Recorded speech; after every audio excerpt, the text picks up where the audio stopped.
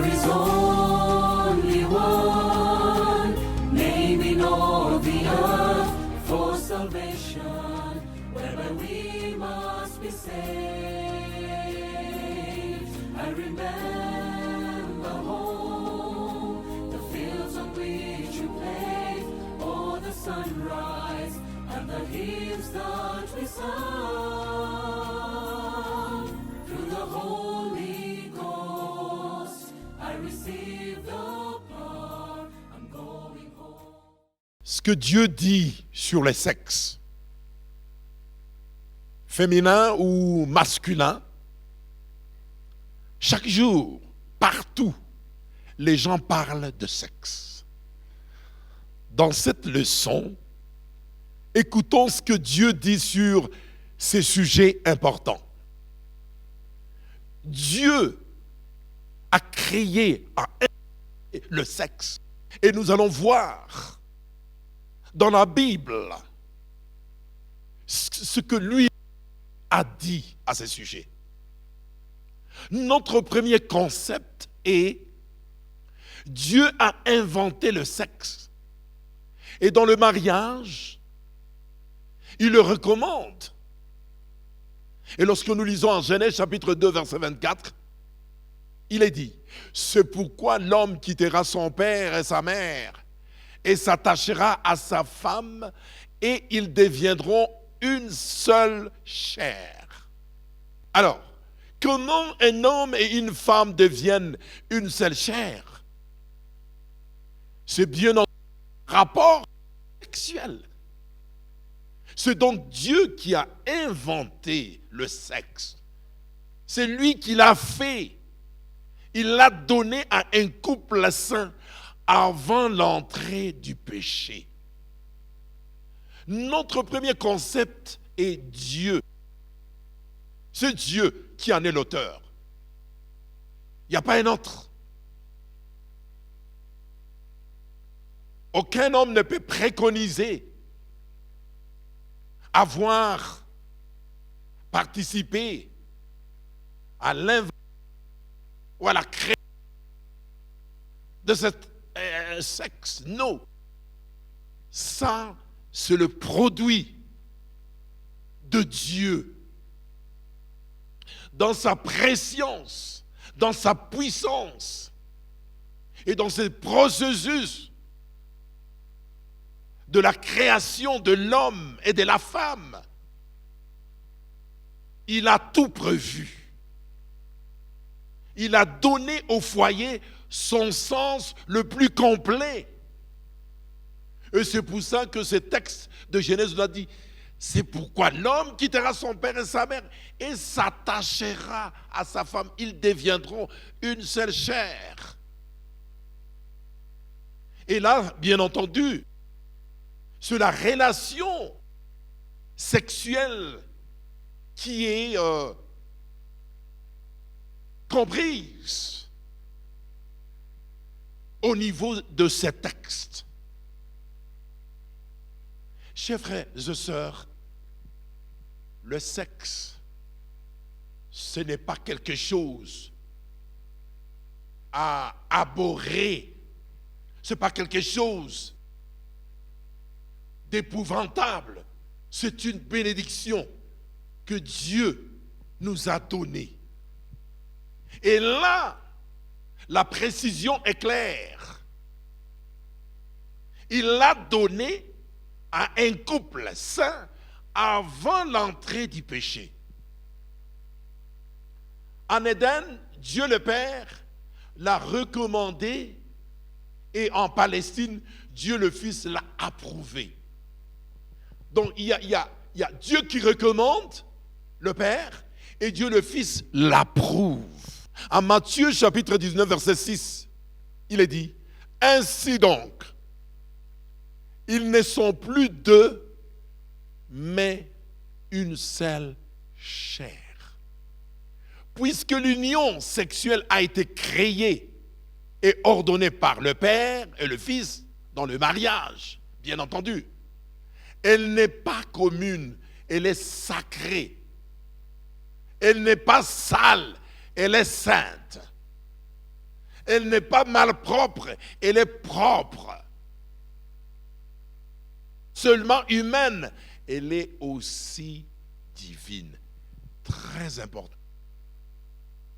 Chers frères et sœurs, le sexe est sacré, tel qu'on vient de nous le dire.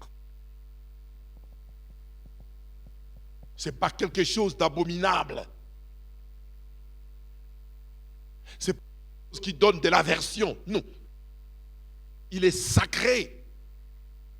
Parce que c'est Dieu lui-même qui l'a fait. C'est Dieu lui-même qui l'a inventé. Bien sûr, le mot inventé me donne une petite stabilité, mais disons créé. Ou bien sûr, nous allons toujours le répéter au fur et à mesure. Mais vous comprenez la situation. Celui qui en est l'auteur, Dieu. Mais là, la deuxième dimension, c'est la dimension que la Bible et Dieu lui-même désapprouve. C'est quelle dimension? C'est-à-dire, en dehors du mariage, l'union sexuelle. Très important. En Exode chapitre 20, verset 14, tu ne commettras point d'adultère. C'est clair. Ça, c'est le 7e commandement. Le sexe, c'est-à-dire le sexe en dehors du mariage, n'est pas du tout permis par Dieu. Ça, c'est clair comme l'eau des roches. Bien sûr, il existe une variété de ces cas où le « tu ne dois pas » de Dieu s'applique. Examinons-en quelques-uns. Les relations sexuelles avant le mariage sont aussi interdites. Bien sûr. Pourquoi? Nous allons voir les dangers d'avoir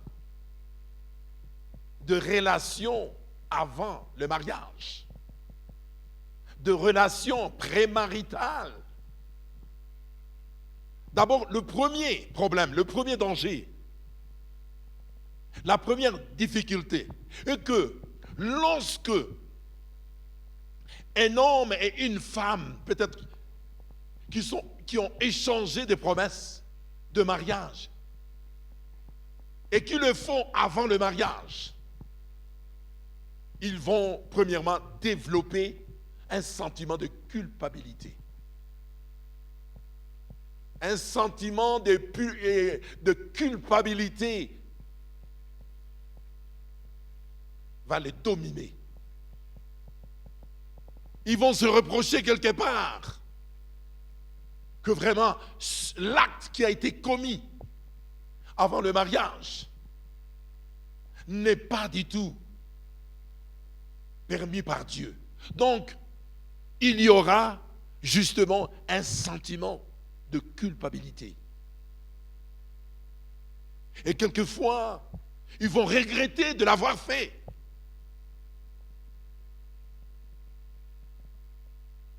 Et deuxièmement, les performances sexuelles négatives après le mariage. Chers frères et sœurs, même après le mariage, on ne doit pas cultiver des performances négatives qui découlent de la mondanité. Donc, les relations sexuelles devront se faire dans l'amour et dans le strict respect de l'un envers l'autre. Et non pas de relations négatives qui vont prendre l'autre comme étant un instrument. De relations vicieuses. Ça, ce sont des relations qui sont de nature à compromettre l'avenir d'un foyer. Bien sûr, on dit, beaucoup d'experts disent que les relations sexuelles avant le mariage peuvent également avoir comme conséquence les infections par de maladies sexuellement transmissibles telles que le sida. Ça, c'est vraiment important. Donc aujourd'hui, la jeunesse, notre jeunesse est en train de prendre, est en train d'évoluer sur un terrain scabreux, dangereux.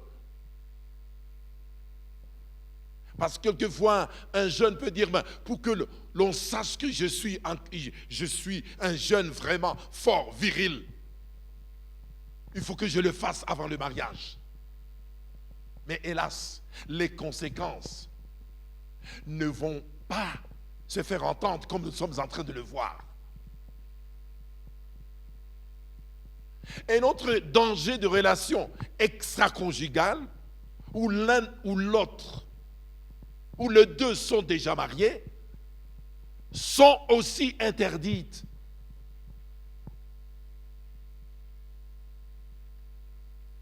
Lorsqu'on se marie,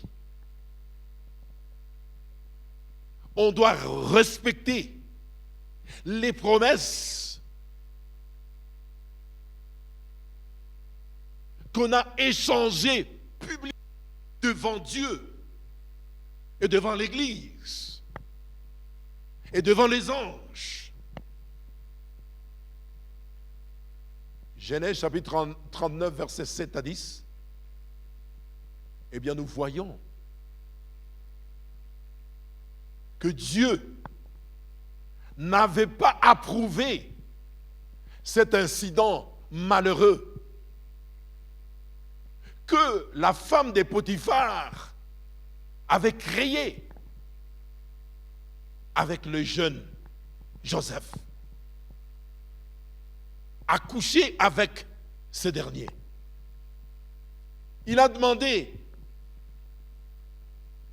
il n'a pas demandé, oui, madame, si jamais votre mari m'attrapait, qu'est-ce qu'il va advenir?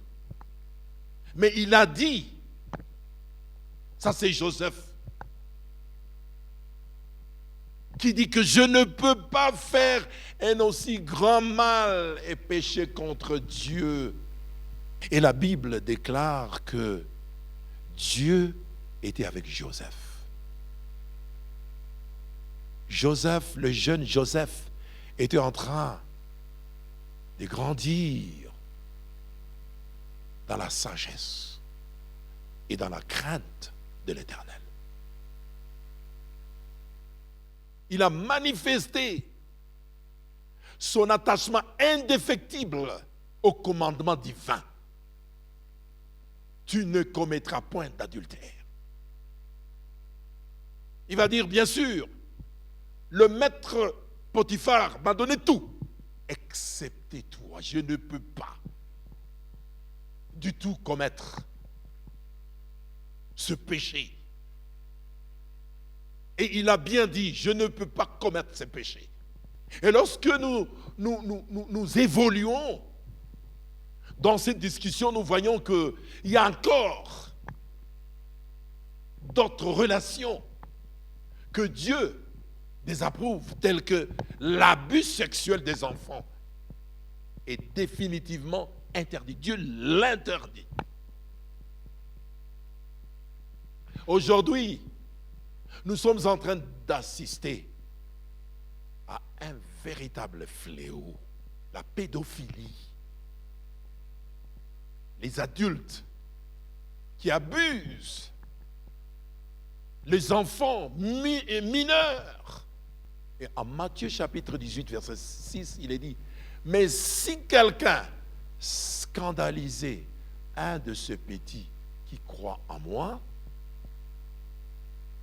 il vaudrait mieux pour lui qu'on suspendît à son cou une meule de moulin et qu'on le jeta au fond de la mer. Chers frères et sœurs, arrêtons-nous par là. Jésus est en fistugé.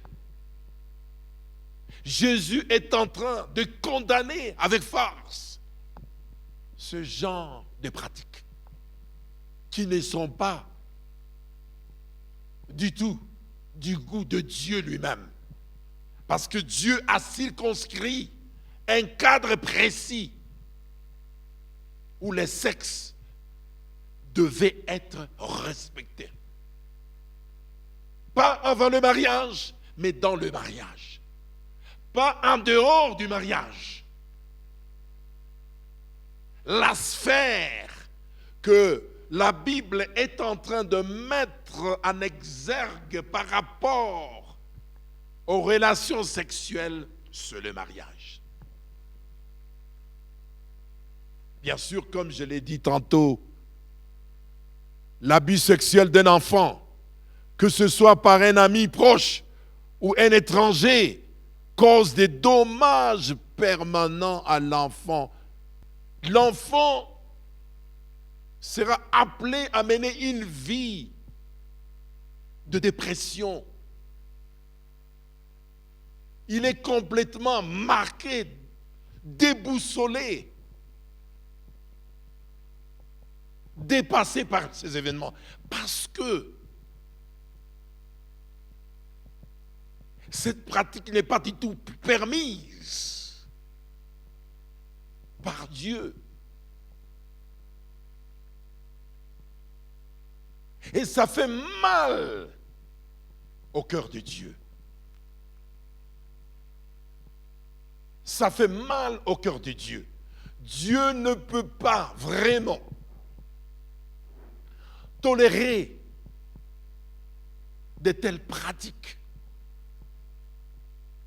Ce sont des pratiques sataniques.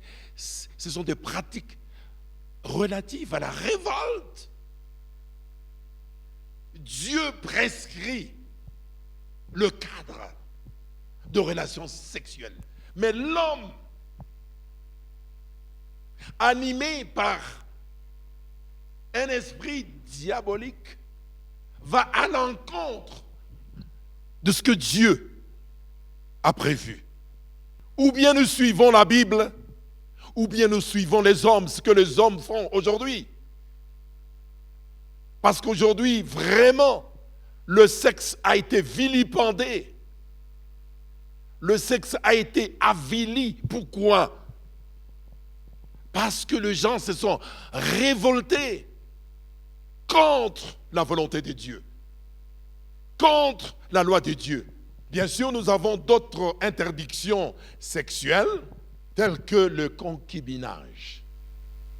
On ne se marie pas, on est là, on est célibataire, on se fréquente sexuellement.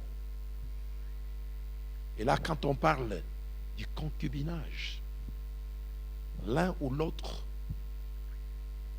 peut être marié,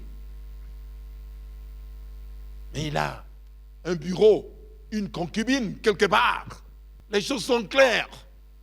Dieu dit, mariez-vous et mettez fin à l'affaire. Voyez? Point final, mariez-vous.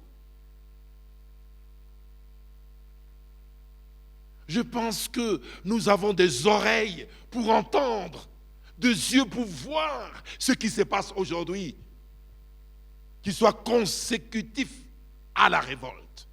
Même la prostitution est décriée.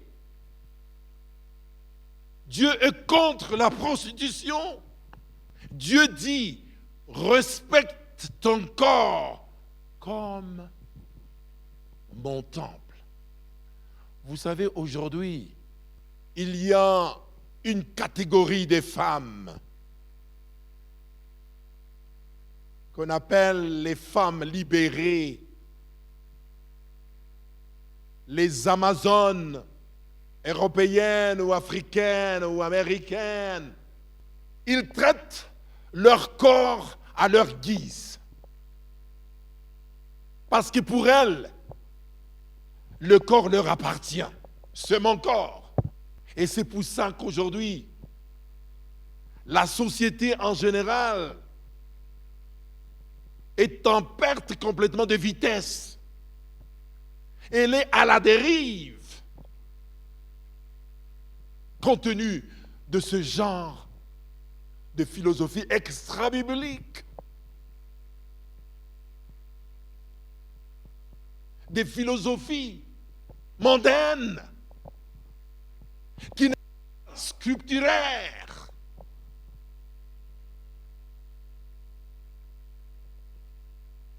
Et plus que la prostitution, c'est toujours la même conception de la liberté, de l'émancipation, que vraiment l'homme ou la femme doivent rester libres, ils peuvent faire n'importe quoi sur leur corps.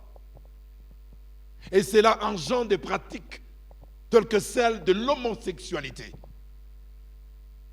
Donc ce sont des gens qui ont des arguments, qui pensent que leur appartient. Ils sont libres d'en faire ce que bon leur semble. Encore une terrible aberration qui désenchante la personne de Dieu. L'apôtre Paul, dans son épître aux Romains, l'a décrit. Il l'a décrié que ce sont des pratiques qui ne recèlent pas de la volonté de Dieu. Ou bien nous sommes pour la Bible, ou nous sommes contre la Bible. Ou bien nous sommes pour Dieu et contre Dieu. Parce que c'est lui notre créateur. C'est lui qui a établi l'ordre des événements, qui a établi le respect de genre, le respect du sexe. Et notre troisième concept est le suivant. Le sexe a été créé non seulement pour la procréation, mais aussi pour la liaison du couple marié. Ce n'est pas seulement pour la procréation que le sexe a été créé.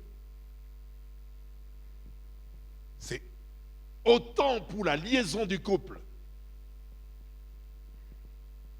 pour le compagnonnage,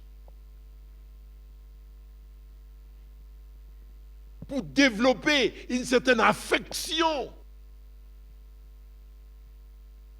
Ce n'est pas seulement pour la procréation, c'est pour rendre aussi cette relation la plus complète possible. Donc, c'est-à-dire, lorsqu'on se marie, d'ailleurs, c'est Salomon qui a dit, celui qui trouve une femme trouve le bonheur. Il y a le bonheur quand on vit ensemble. Lorsqu'on coopère. Lorsqu'on est un. C'est-à-dire, on fait les choses ensemble. On réfléchit ensemble. On discute ensemble. On cogite ensemble. On délibère ensemble. Et on prend des décisions ensemble. Et ce faisant, le sexe n'aura pas du tout de problème parce que il va se réaliser dans un cadre de strict respect qui découle justement de cette atmosphère que nous créons.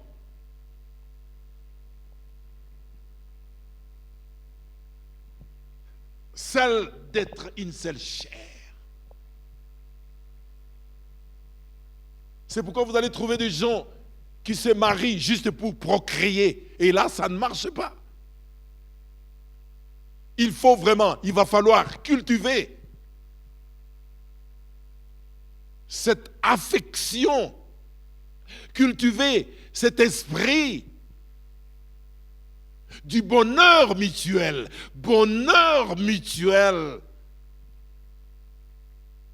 qui découle justement de cet accouplement.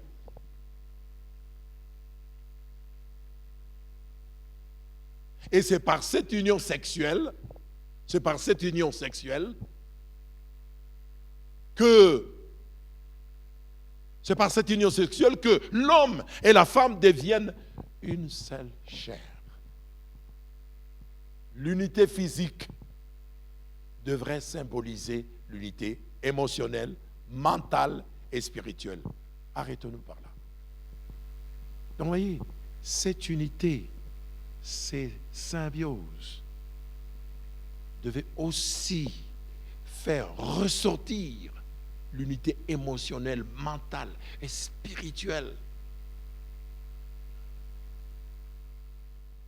Parce que ces dimensions s'allient, se conjuguent, se complètent absolument. Le quatrième concept ou principe est que le lien sexuel entre mari et femme doit illustrer le lien spirituel entre Jésus et moi. Chers frères et sœurs, c'est pourquoi le mariage est sacré. Parce que ces liens sexuels doivent illustrer la relation intime et constante entre Jésus et moi, entre Jésus et son Église. Et c'est cette dimension qui sacralise l'institution du mariage. Parce qu'elle représente aussi la relation entre Jésus et son Église, entre Jésus et moi.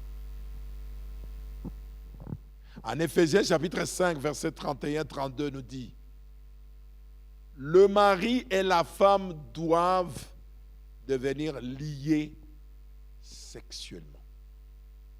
Jésus et moi devrions être liés spirituellement. Le mari et la femme liés physiquement. Moi et Jésus liés spirituellement. Vous voyez, une relation flagrante qui existe entre les liens qui unissent les deux époux et les liens qui unissent Jésus et moi et son Église. Et ces liens avec Jésus a 5 éléments essentiels. 5 éléments à passer en revue. Le premier élément, c'est la confidentialité. Tout comme l'intimité sexuelle exige l'isolation, j'ai besoin d'un endroit pour être seul avec Dieu. Alléluia. Parce que Jésus a dit, si tu pries, si tu veux prier, entre dans ta chambre, un lieu secret. De même que lorsque cette relation sexuelle veut se faire par le couple, on doit trouver un endroit isolé. Et cet endroit n'est autre qu'une chambre. Le couple a une chambre. Et dans laquelle tout se fera dans le respect le plus absolu.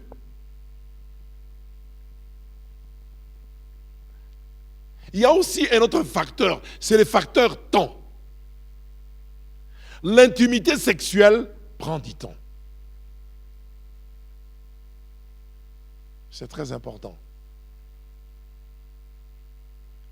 Chers frères et sœurs, Rome ne s'était pas fait en un seul jour. De même que le mariage. Ce n'est pas en un seul jour qu'on peut arriver à atteindre l'orgasme ou que sais-je encore. Ça prend du temps. C'est une question de patience mutuelle entre époux.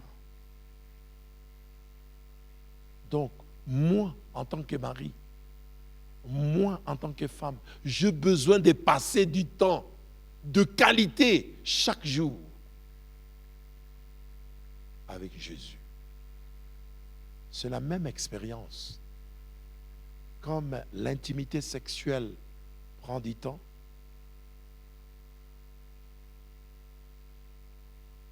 l'intimité aussi avec Christ, la relation avec Christ prend du temps.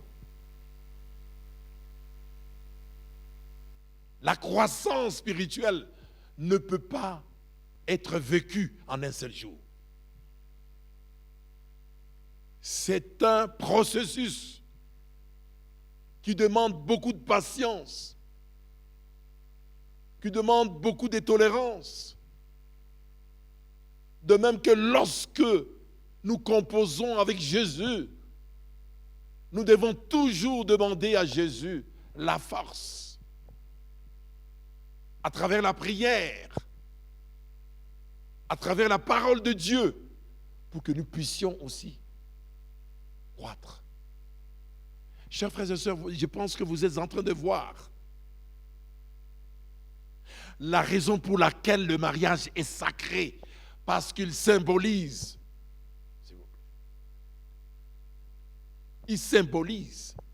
la relation qui existe entre Jésus et son Église, Jésus et moi et toi.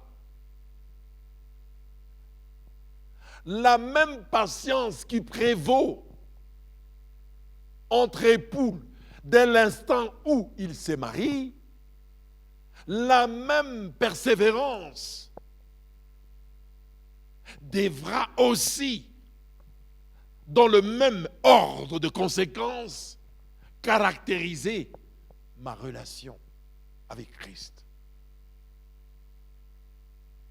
Christ nous aime d'un amour incommensurable. Il est patient, il est toujours patient avec nous. Et comme l'intimité conjugale est renforcée par la conversation, j'ai besoin de parler par la prière. Une manière de développer nos relations conjugales est celle de se parler, est celle de communiquer. De même que si j'ai besoin d'intensifier, si j'ai besoin de développer ma relation avec Christ, je dois toujours lui parler à travers la prière. Et c'est ce que la Bible dit. Très important. L'amour de Jésus n'est pas muet. C'est un amour parlant. L'amour conjugal doit parler. L'amour conjugal doit agir. De même que Jésus veut bien que nous puissions lui parler pour développer notre amour pour lui et que lui soit toujours de nôtre. Et ces liens avec à 5 éléments importants. Que nous puissions vraiment entretenir de bonnes relations avec Christ. Il y a 5 dimensions importantes à considérer. Et ça, c'est très important. La première dimension, c'est celle de l'écoute. Pendant que l'un parle, l'autre écoute. Ainsi, lorsque je parle à Dieu dans la prière, Dieu dans la prière, je dois l'écouter, me répondre par l'étude de la parole de Dieu. Parce que Jean 5, verset 39 a dit, vous sondez les Écritures, parce que vous pensez avoir en elles la vie éternelle, parce qu'elles rendent témoignage de moi. Lorsque nous parlons à Jésus par la prière, il nous écoute. Maintenant, sa réponse, c'est la parole de Dieu. Parce que la parole de Dieu, c'est la voix de Jésus. En réponse à notre prière, Jésus nous répond à travers sa parole. Et c'est ce qui va déboucher sur la méditation. On reste immobile dans les bras l'un de l'autre pour sceller notre intimité. Alors je me repose dans la douceur de la présence de Dieu à travers la méditation spirituelle, telle que David l'a dit en Psaume chapitre 104, verset 34. Chers frères et sœurs, c'est cela, la même atmosphère qui prévaut dans un foyer. Atmosphère d'échange. C'est la même qui doit prévaloir notre relation avec Christ. Absolument. Les liens que nous tissons avec Christ doivent être des liens vibrants, qui sont dynamiques, qui parlent. Bien sûr, dans le foyer, il y a ce qu'on appelle les obligations mutuelles. L'apôtre, à travers la parole de Dieu, a préconisé justement de l'ordre. Il y a un mari, il y a une femme, mais cependant, il faut le change. Il faut une relation mutuelle qui nous amène directement dans ces cinquièmes concepts. L'intimité sexuelle est une obligation mutuelle du mari et de la femme. Arrêtons-nous par là. Intimité mutuelle. On ne doit pas faire le potentat dans un foyer. C'est une obligation mutuelle. Et c'est ce que l'apôtre Paul est en train de dire dans sa première épître aux Corinthiens, chapitre 7, verset 3 à 5, dit que le mari rende à sa femme ce qu'il lui doit et que la femme agisse de même envers son mari. La femme n'a pas autorité sur son propre corps, mais c'est le mari. Et pareillement, le mari n'a pas autorité sur son propre corps, mais c'est la femme. Ne vous privez point l'un de l'autre, si ce n'est d'un commun accord pour un temps. Amen. Très important. On ne doit pas faire du lit un ring, un champ de bataille. Non. Nous devons toujours établir cette compréhension mutuelle. C'est très important. Et cette compréhension mutuelle ne peut être acquise que dans une atmosphère de prière, que dans une atmosphère de méditation. Très important, chers frères et sœurs. Nous avons connu, nous avons entendu beaucoup de situations malencontreuses où certains foyers se sont complètement désagrégés parce que l'un ne pouvait pas comprendre l'autre. L'un privait l'autre.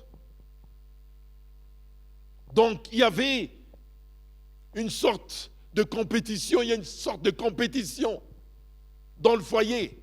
Et le résultat, il est toujours amer.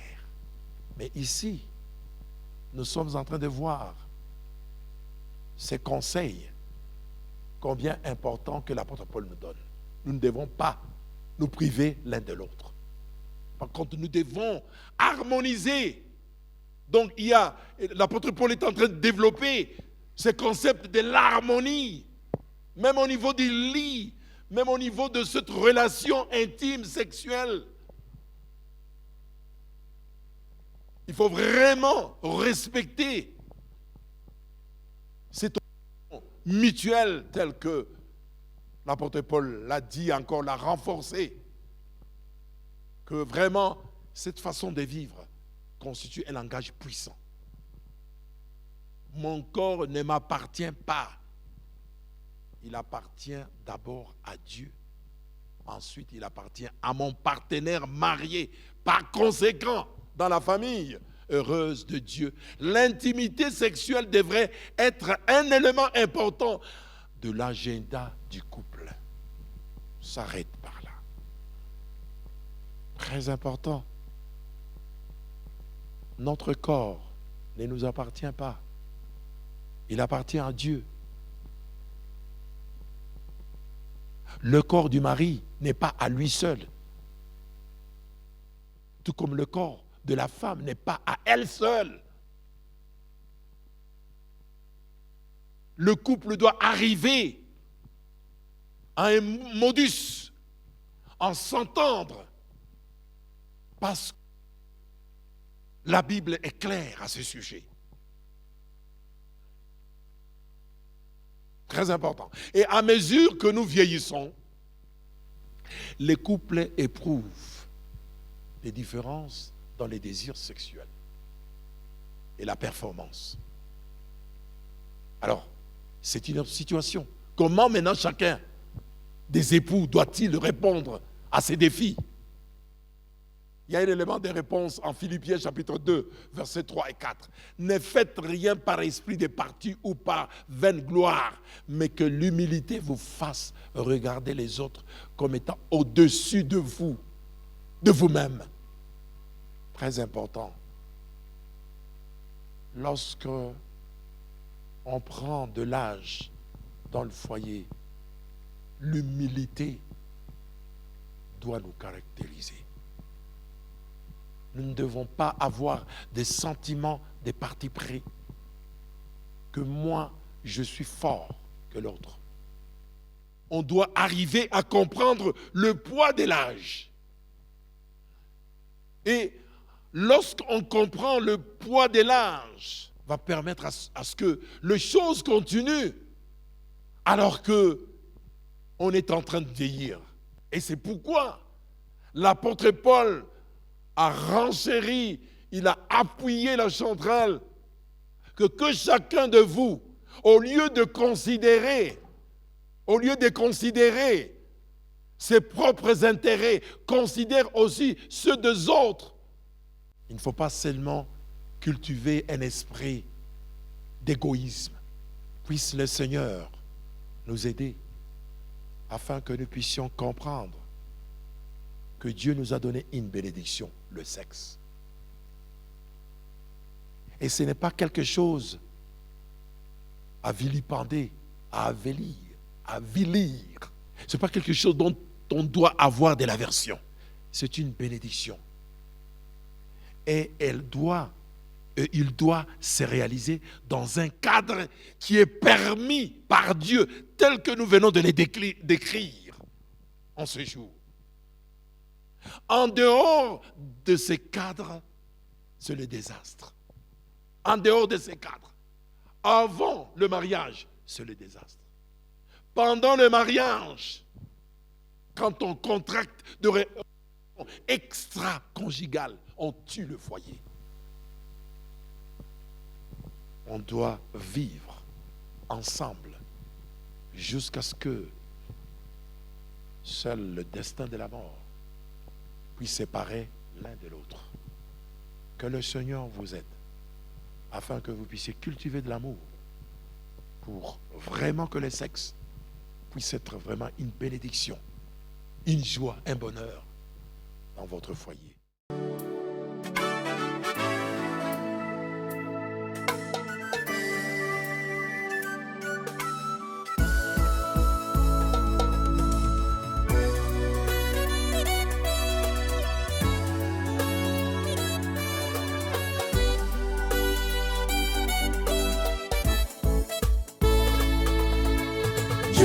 Ni jambo gani kinatuzuia tusimwabudu Mungu wa wafalme? Na tuko uhai kwa sababu ya upendo wake pale Kalvari. Alisulubishwa msalabani ili mimi nawe tuwe huru. Sasa tutangaza jina lake dunia yote isikie. Je, ni jambo gani kinatuzuia tusimwabudu Mungu wa wafalme? Tuko uhai kwa sababu ya upendo wake pale Kalvari. Alisulubishwa msalabani ili mimi nawe tuwe huru. Sasa tutangaza jina lake dunia yote isikie. Amesimama Mwokozi wa wanadamu, anakuita uliye dhambini uje, mbona wasita ndani ya mauti? Toka gizani na uje kwake. Amesimama Mwokozi wa wanadamu, anakuita uliye dhambini uje, mbona wasita ndani ya mauti? Toka gizani na uje kwake.